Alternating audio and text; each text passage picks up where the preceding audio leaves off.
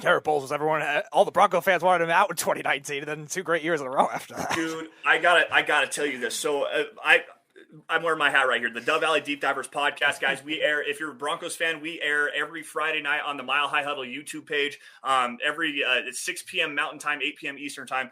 So for the last year and a half, even before the Garrett Bolles got his contract extension, even going into that season, there were so many people that said Garrett Bolles is a flop, is a bust. He's terrible. All he does is hold. There was a guy that was literally making like toilet jokes about him. It's like you can't flush a 300-pound turd down Garrett Toilet Bolles. Like it was awful. I was that guy. I was that one guy that said, watch what's going to happen. That 5 holding penalty game against Chicago. After that happened, he had like 3 holding penalties the entire season and 0 within the last 5 weeks. And I'm like, this guy just proved himself over 6 weeks of the season, improved his technique. He got his own personal mentor to help him learn his technique even better. And then came out and played at an all-pro level. And I'm like, this guy, I'm telling you, he's going to play at an all-pro level, at a Pro Bowl level, if not all-pro level. Like, this is going to be a premier left tackle in the league. And he proved me right, damn it. And I still thump my chest every single day on that take. So my actual question was based off of Hackett again, because obviously they were bringing him in for Aaron Rodgers initially at first. But also, in terms of what you think of him as a raw head coach, like, was he the guy that you wanted? Was he somebody that you think is going to be a good head coach for the Broncos, or is there another target you had in mind of what you thought would be the best fit, regardless of the quarterback? My personal best fit was Dan Quinn. That was the guy that I really wanted, defensive coordinator from Dallas, a guy with some head coaching experience, because the Broncos, after they had Gary Kubiak retire, after they won Super Bowl 50, they went in the direction of Vance Joseph, first-time head coach on the defensive side of the football, quote-unquote leader of men, was just, a rising up and coming star, yada, yada, yada. Like, I really didn't want to go in the next direction. Even with Vic Fangio, like, that was a guy I wanted Mike Munchak to be the head coach at that particular point, but Mike Munchak wasn't interested in being a head coach anymore. He just wanted to stick on the offensive line, which is fortunate for the Broncos because he ended up coming to Denver to coach under Vic Fangio. But we now have a guy in Dan Quinn who's a high-quality head coach who's been to a Super Bowl. He's been at the highest level of the game, widely respected, very, very well-liked among all of his players, and every single one of his players wanted him to come back in Atlanta, including Matt Ryan, who pounded the table on Arthur Blank's desk saying, we need this guy. This is our head coach. And then they just didn't come out and perform for him. But what he did with Dallas, who was a terrible defense back in 2019, bring him back 2020, 2021, especially in 2021, where that defense, you have Trevon Diggs, you have Micah Parsons, you have DeMarcus Lawrence. Like, all 3 of those guys were potentially in the conversation of the defensive player of the year. Dan Quinn was the head of that defense, and he, with the experience that he had, that was the guy that I wanted. And it also brings full circle to the conversation we're having here tonight, Russell Wilson. Like, he was the defensive coordinator in Seattle with Russell Wilson when they went to and won Super Bowl 48 back in 2013. That was the guy that I wanted because you have experience on the head coach, the connection to the quarterback, and you can finally get this franchise back to relevancy. As everybody knows, we are talking to Mile High Huddle Broncos analyst and draft scout Lance Sanderson. So you are a draft scout. So tell us a little bit about what you thought about the combine. What stood out to you? Obviously, the speed of some of the wide receivers in the corners, probably the fastest wide receiving class we've ever seen come out of the combine. What were your thoughts of this year's combine? It's difficult because you see all the fast times, but also you see a lot of guys this year that I thought were going to test a lot faster. Specifically speaking to a guy that I like that fits in what the Broncos want to do, wide zone scheme at the right tackle position, and Max Mitchell from Louisiana. The movement skills that he has, he did not test very well at the combine. But on the flip side of that, then you have guys that you did know that were going to run well, that you did know that were going to test very well. A guy like a Troy Anderson or like a Tariq Woolen from UTSA, the cornerback, 6'4", 205, ran a 4.26, I believe is what it was. Mm-hmm.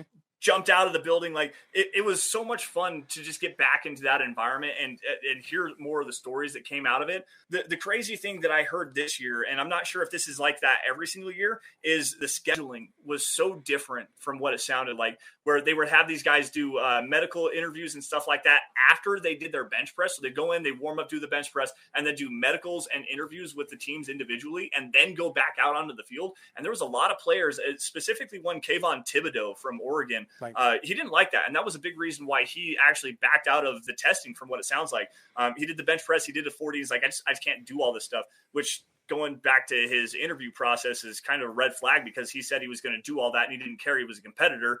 Well, if you're a competitor, you got to deal with some tough situations every night, regardless. Anyways, you're right. It was just fun to get back into the conversation of it, like actually having some inside media there, some people that I talked to within the organization, within the media group that lives here in Denver as well. Like, it's fun to have some of those conversations come back to light and really get some more insight to some more of these prospects. And I really can't wait to get into it even further. You were mentioning a lot of the small school guys before that. I know you mentioned you're a Wyoming guy, Chad Muma, another one that I liked coming out. He didn't test as well either. So just the small school guys in general, just as a whole, you were talking about Lively, you're talking about Woolen, who I really like too. It seems like there's more of them in this draft than there usually are. What do you think is the biggest reasoning for that? And can you see this become more of a common trend just because they get more experience, more playing time over some of the guys that might be at bigger schools but don't get the chance to play as much? I think a big part of that is actually over the last couple of seasons with the NCAA opening up the transfer portal and getting some of these guys that are in bigger schools. Yeah, they get signed. They want that big scholarship. They want the big time, the bright lights and stuff like that. But go back to a guy like at the top of the draft, probably the number one quarterback in this draft class, and Malik Willis, who went to Auburn, I believe it was Auburn. Mm-hmm. And he ended up transferring out because he couldn't beat out Jarrett Stidham and then couldn't beat out Bo Nix. It was just not the right fit for him. He transferred to Liberty, spent 3 years there, and is now the number one quarterback in this draft class. You've got guys like a Trevor Penning that up in northern Iowa, a guy that's a freakish athlete. Like there's so much more parity in the college football ranks, especially at the lower level, because you have all these guys that are saying, I don't have the opportunity here to hit the field and get my talents actually shown and recognized on a national scale. So why not go and get to a place where I can actually show myself? I can actually get on the field. I can actually start and show these scouts that I am worthy of being a top level pick. Because like, why would you sit and rot behind somebody on the bench? I mean, look at Justin Fields last year. Even like he was at Georgia sitting behind Jake Fromm, said, I'm not going to sit here and compete behind a guy that they've already handed the starting job to. Let him just go do it. I'm going to transfer out, wait a year, sit in the transfer portal. I'll come out at Ohio State, show that I'm the better quarterback, and then go out and become a top 12 draft pick. I think it was like 11 or 12, something like that. That's the biggest reason to me why you're seeing a lot more of these small school kids, because there are a lot more transfer kids coming from bigger programs to start to thin out some of the talent a little bit more. As everybody knows, we are talking to Mile High Huddle Broncos analyst and draft scout Lance Sanderson. Lance, talking about the combine, these offensive linemen, the one that really stood out to me in this combine was Ikem Ekwonu, who was absolutely fantastic. He did everything that we expect an offensive lineman to do at these combines. He ran the 40 very, very, very well. Everything that he did, lifting, everything, his jumping ability. What were your thoughts about him? And some people say now, as well as he did at the combine, he might move up as the number one best offensive lineman in this draft over Evan Neal, who didn't really do his combine. He's going to be doing his pro day in a couple of weeks. Yeah, Ike Ekwonu is a guy that's just so much fun to watch because he's got the elite athleticism. All the traits are there. He's a mauler in the running game, great pass sets. And obviously, going back to his testing and stuff like that, he damn near jumped out of the building from the sound of it. And also, there's a great backstory behind him as well. He's apparently a guy that got into Yale, very intelligent kid, and decided that his best future for him was to go to North Carolina State and then play on the offensive line. And now he's going to be a multimillionaire because he probably is going to be at least a top 3 pick, if not the number 1 pick in this draft. Mm-hmm. It's just a huge testament to a guy like that. And it's a great testament to the scouting process because a couple of weeks ago, there were people like, is he really worth 4? Is he even worth the top 10 pick? Is that a guy that we really want to go into? Like there's some flaws with him. He's still got some technical refinement. Like we just don't exactly know about him. Then he comes out, he blows everyone away in his interview process, tests athletically off the charts, and is now firmly in the driver's seat for the number 1 pick this year, quite honestly. Mm-hmm. So the Broncos obviously now with the Russell Wilson trade don't have a pick until the 3rd round, but they still have 5 picks in the top 115. Is there a position and or also specific prospects that you would think would be good fits for the Broncos to target? So specifically going to the positions, I'll just jump into it. Obviously, I mentioned it a couple of times now. The right tackle position is a big need for this team. Depth at the cornerback position, and obviously, you have Pat Surtain, Ronald Darby. They signed. It sounds like Bryce Callahan could be coming back on a cheap deal. By the way, they also like Michael Ojemudia, a former third-round pick out of Iowa, but they're not exactly sure how he fits in here. So cornerback, especially in the nickel, is going to be a big thing. Edge defender for sure, because obviously with Von Miller and the rumors that was going around with him the other day, it sounds like he wants to come back. But with the deal that Harold Landry just signed with the Titans the other day, what was it, 5 years, $87.5 million, that might drive him out of the Broncos price range, because with this Russell Wilson deal, the Broncos have currently about $24.5 or $25 million in cap space. Are you going to be willing to throw that at a 33-year-old edge defender who is still playing at pretty high level, at least from what he showed in the playoffs this last season? So edge is definitely a concern there as well. And obviously the off-ball linebacker position, specifically for guys, because the Broncos don't pick until number 64. They gave up their number 9. They gave up the number 40. So they have the 64th pick as their first pick this year. Guys like a Max Mitchell that I already mentioned before at the right tackle position. Tyler Smith from Tulsa is another guy.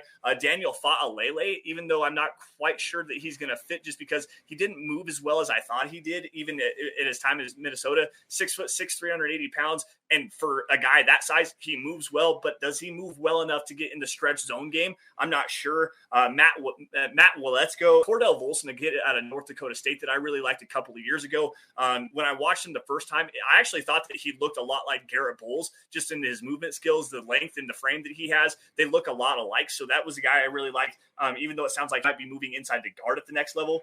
For cornerback specifically, I already mentioned his name. Tariq Woolen is a guy that I really like. The fluidity testing, he had do you guys follow Kent Lee Platt, the relative athletic score on Twitter? If not, this is a great follow for you guys. It's at MathBomb.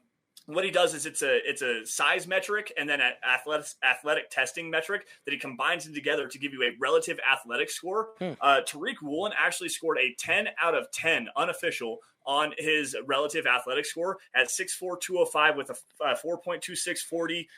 He was under 6 seconds or under 7 seconds in his 3-cone drill. Regardless, anyways, this guy's a freak of an athlete. Young player at the position, was a transfer from a wide receiver, so he still's got a long ways to go. But at 64, I think you have some value there. He can also play at the slot a little bit. Cameron Taylor-Britt, a kid from Nebraska that I really like a lot. He played a lot at safety at the Senior Bowl. Does a really good job running downhill. A very aggressive tackler. Needs to work.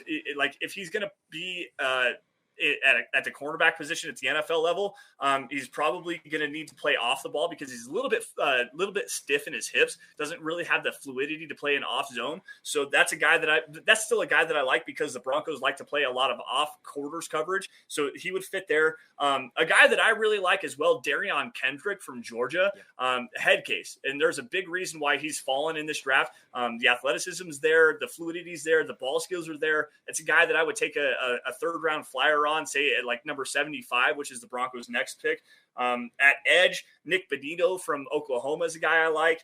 Cameron Thomas, who's actually kind of falling because he didn't test very well at the combine. And at that size, you need to have a lot better athleticism than he actually does. Josh Paschal out of Kentucky. Alex Wright, a kid from University of Alabama, Birmingham, is another kid that I like as well. And then just to round this out here, at the linebacker position, Chad Muma, Troy Anderson, Channing Tindall out of Georgia is a guy I like a lot. And then Brian Asamoah, while he's small, he has at least some fluidity to him. He doesn't have the most athleticism, but he identifies his landmarks and coverage really well. That's a guy that I like for this Broncos scheme.